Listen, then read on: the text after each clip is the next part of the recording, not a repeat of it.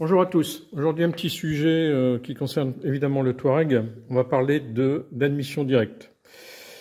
Donc l'admission directe, c'est la possibilité d'avoir un peu plus d'air au niveau des moteurs et d'avoir un système de filtration qui est dans sa plus simple expression. À savoir ici pour le Touareg, ça c'est le filtre que j'ai retenu, qui marche très bien, que j'utilise depuis quelques années, et qui évidemment a moins d'encombrement que ce que vous pouvez voir ici, qui est un filtre à air d'origine, qui est basé dans l'aile, à droite comme à gauche. Donc on n'a déjà pas beaucoup de place au niveau des V10 pour voir les problèmes éventuellement sur les côtés du moteur. Retirer ce boîtier et le remplacer par un filtre beaucoup plus simple et facile d'entretien, c'est quand même une bonne chose. Ça permet au véhicule de respirer plus facilement, donc de gagner aussi quelques chevaux au passage, même si ça ne sera pas 60 chevaux, hein, mais un moteur qui respire mieux, c'est un moteur qui pollue moins, qui a un meilleur rendement. Et aujourd'hui, dans les Touareg, comme dans beaucoup de véhicules, on a beaucoup de systèmes anti-pollution qui ont tendance à encrasser les moteurs, qui ont tendance à les asphyxier aussi. Et donc, retrouver un petit peu de souplesse dans un moteur grâce à ce type de filtre, je trouve que c'est pas une si mauvaise idée. Alors, c'est des filtres de qualité qui sont très résistants et qui sont faciles à nettoyer à l'eau savonneuse. Vous pouvez les rincer très facilement. Et l'avantage, c'est que vous voyez très vite quand c'est nécessaire de le faire. Donc, moi, j'utilise ce modèle-là. Je vous mettrai les caractéristiques dans la page de YouTube. Donc ici, il fait à peu près 15 cm de long sur la partie filtrante. Et ici, vous avez une entrée d'admission qui correspond à un diamètre de 80 mm, donc 8 cm, c'est le minimum. Alors, moi j'ai essayé deux types. Celui-là, c'est un 85 et vous pouvez mettre jusqu'à 76 en minimum.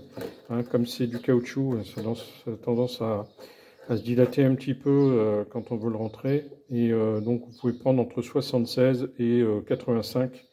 Avec le collier, on rattrape le jeu sans problème, et ça tient très bien, parce que la gorge est relativement profonde. Donc on le pousse directement sur le support, et on peut le fixer très facilement. Je vais vous montrer ça dans un instant. Donc ça, on va le fixer directement sur le débitmètre. Donc sur le débitmètre en fait d'origine, vous avez ce support. Alors ce support en fait, vous allez l'enlever directement depuis le filtre.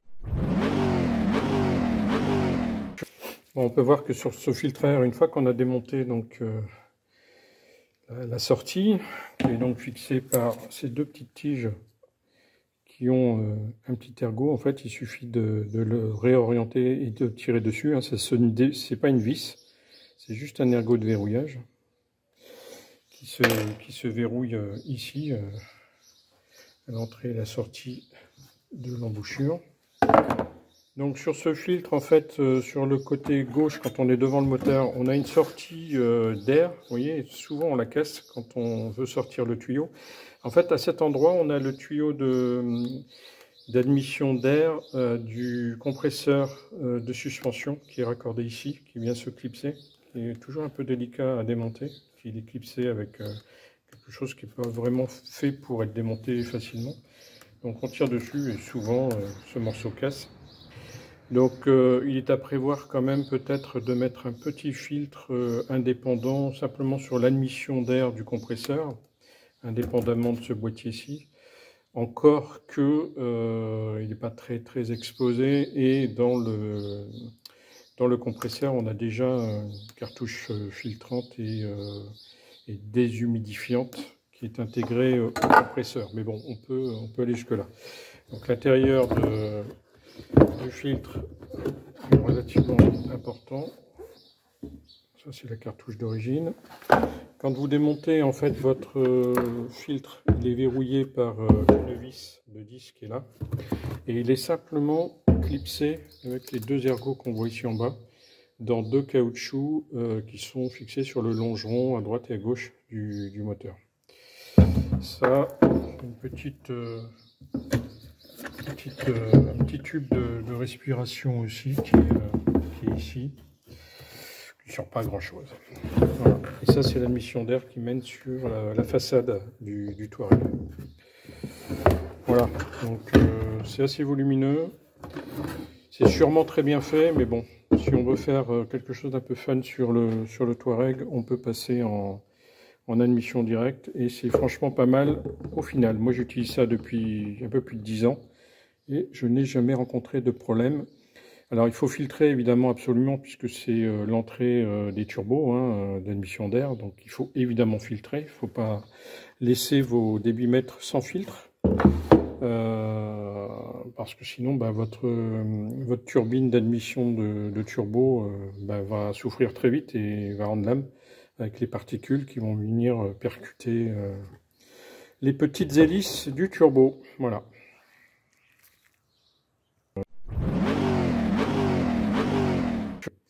Je vous montre tout de suite ce que ça donne une fois que c'est dans la voiture. Donc voilà, ici on est sur le côté gauche du V10. Vous voyez que vous pouvez incliner légèrement vers l'intérieur le filtre pour qu'il prenne le moins de place possible. Vous jouez un petit peu avec les réglages, vous réorientez si c'est nécessaire le débitmètre pour que la connectique qui lui est associée ne tire pas sur le câble. Et vous l'inclinez légèrement vers l'intérieur comme ça. Donc l'avantage c'est qu'on récupère toute la place qui est sur le côté. On voit bien le passage d'aile et bon là le pare-boue n'est pas remis, mais quand on enlève le pare-boue, l'avantage c'est qu'on a tout de suite accès au côté du moteur. Donc ici par exemple, vous voyez qu'on voit le pneu, le pare-boue n'est pas remonté. Voici donc le débitmètre où on va venir directement sans mancher dessus. Vous voyez qu'on a largement la place pour le mettre dessus. Donc en fait, il suffit simplement de l'emmancher. Voilà. Et puis de repousser légèrement le filtre vers l'intérieur. Voilà. Une fois qu'on a fait ça, on peut le resserrer tranquillement. Donc le gros avantage, quand on a fini de nettoyer les admissions, tant sur la vanne EGR que sur la pipe d'admission de chaque côté, on retrouve une meilleure circulation de l'oxygène, donc un meilleur rendement du moteur. Alors bien sûr, le bruit change un peu au niveau du moteur quand vous changez vos filtres. Comme il y a une meilleure respiration, en fait vous avez quelque chose qui est un peu plus rauque quand le moteur tourne. Donc il faut le savoir, hein, c'est un petit peu plus bruyant les admissions directes. Mais on sent tout de suite la souplesse du moteur qui change. Et c'est quand même pas désagréable d'avoir un V10 qui a cette sonorité. Alors c'est pas la sonorité d'un V8 essence, hein, ça reste plutôt le moteur hors bord d'un bateau en termes de définition de son. Mais bon, c'est assez sympathique. C'est un vrai moteur qui a du rythme et qui a de la sonorité. Et pour ceux qui aiment ça, vous changez simplement vos filtres et vous allez voir une différence. Donc pensez bien à nettoyer toutes les canalisations au préalable pour avoir une meilleure circulation de l'air. Parce que les vannes EGR, on a vu dans les précédentes vidéos qu'elles pouvaient charger à 50% de dépôts, de calamine, de suie, de graisse, etc. Donc tout ça, il faut le nettoyer. Et une fois que vous avez fait ça et que éventuellement vous avez condamné vos vannes EGR, en fait vous avez un moteur qui respire beaucoup mieux. Voilà, c'était une petite vidéo très courte du jour. À bientôt.